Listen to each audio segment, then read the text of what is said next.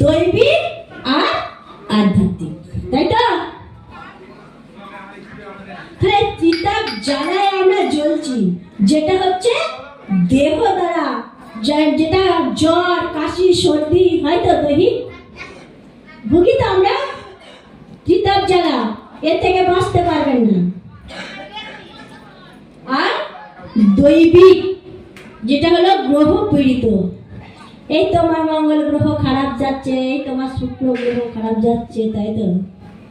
তার জন্য আংটি পরি, তাবিজ করি, কবল করি। এই ভাগবত আসলে একটা সত্য বলে যাব, সবাই একটু পেলে দেখবেন, আংটি তাবিজ কবচ কিছুই লাগবে না যদি একবার করে হরিনাম সংকীর্তন করতে পারে বাড়িতে।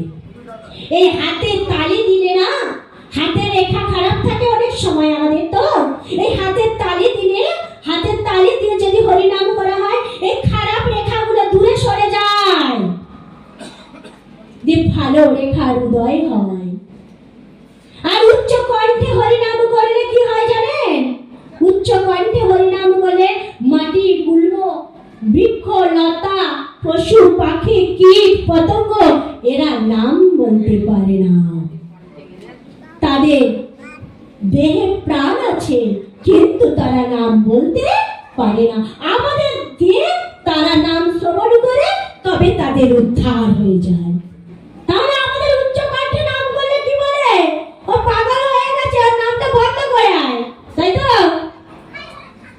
আমাদের এই কাজের ব্যাঘাত হচ্ছে, আমাদের ছেলেগুলো পড়াশোনা করতে পারছে না। আরে তোমাদের ছেলেরা কোনোদিনই পড়াশোনা করতে পারে না। পড়াশোনা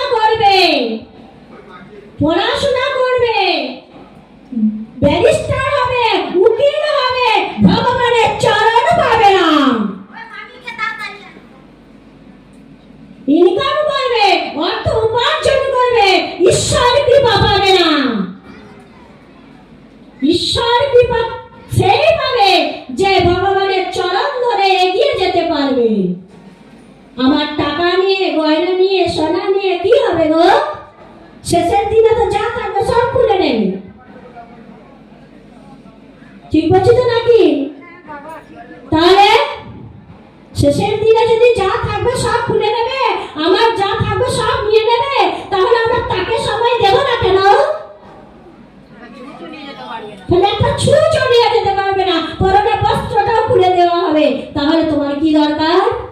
তাদের জন্য করে, যার জন্য করলে এই জীবনটা ধন্য করে সামনের জীবনটা তোমার গতিটা ভালো হয়, সে কাজ করে যাও, সে কাজ